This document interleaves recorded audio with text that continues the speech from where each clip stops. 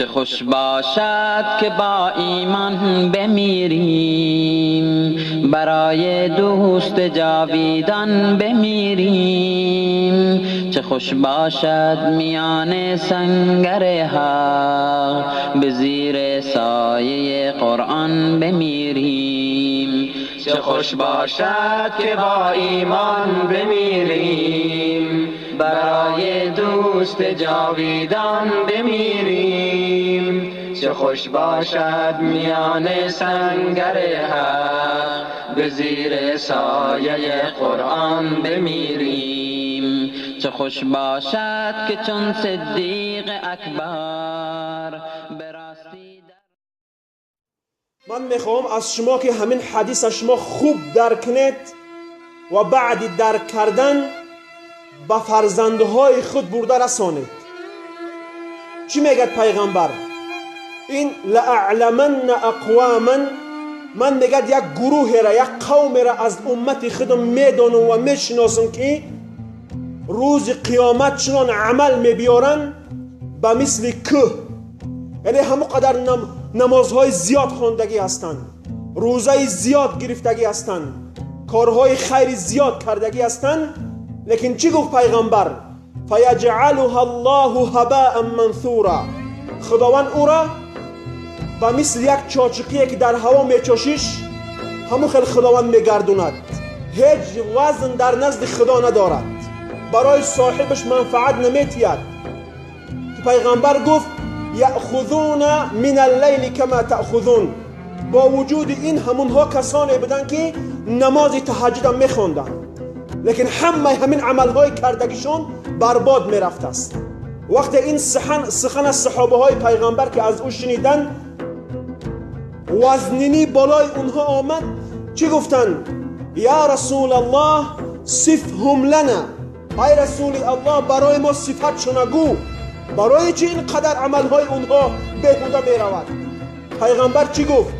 هم قوم اذا انتهكوا بمحارم، اذا خلوا بمحارم الله انتهكوها، وقتی که بعد حرام کرده های پروردگار که تنها ماندن او را دست میزنند، وقتی که تنها ماند در تلفن کلیپ های حرام تماشا میکند، وقتی تنها ماند با دخترهای بیگانه گپ میزند، وقتی که تنها ماند غیبت میکند برادرش در نزد یک برادر دیگر، وقتی که تنها ماند از چشم مردم که دور شد مردم فریب میکند.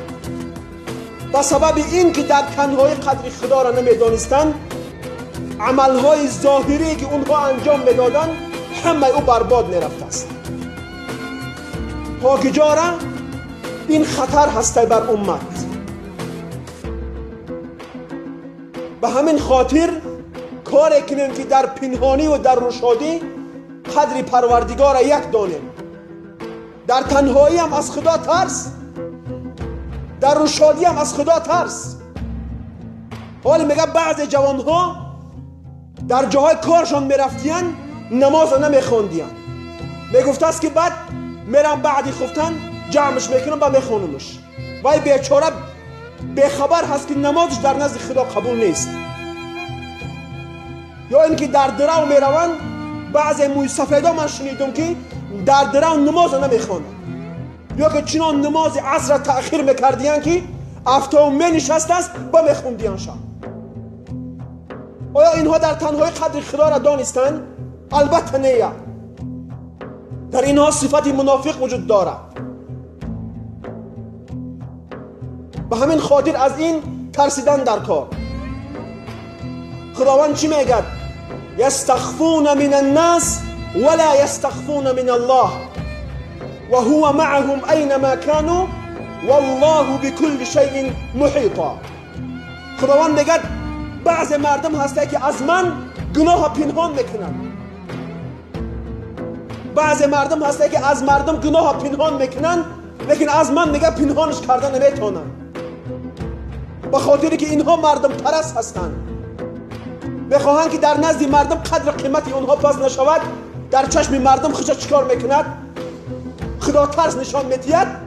وقتی که تنها ماند زنا میکند، وقت تنها من با زنی بیگانه گپ بزند، وقت تنها من برادرش فریب بکند. خداوند میگه یستخفون من الناس، از مردم پنهان میکنن خودشونه، لیکن از خدا پنهان کردن نمیتونن. والله بكل شيء محيطا، پروردگار به همه عملهای شما احاطه کردگی است. به همین خاطر از پروردگار ترسیدن در کار، در پنهانی. ان الله كان عليكم رقيبا. رقیب معناش همین هست که خدا شما را مراقبه میکند. هر کجایی که قدم بزنید، هر کجایی که میروید، خدا شما را میبیند و میداند، از عملهای شما آگاه است. حاضر همه جا اگر یک کامera موندگی باشد، همه قدر همه با نازکی اوقات میخورند.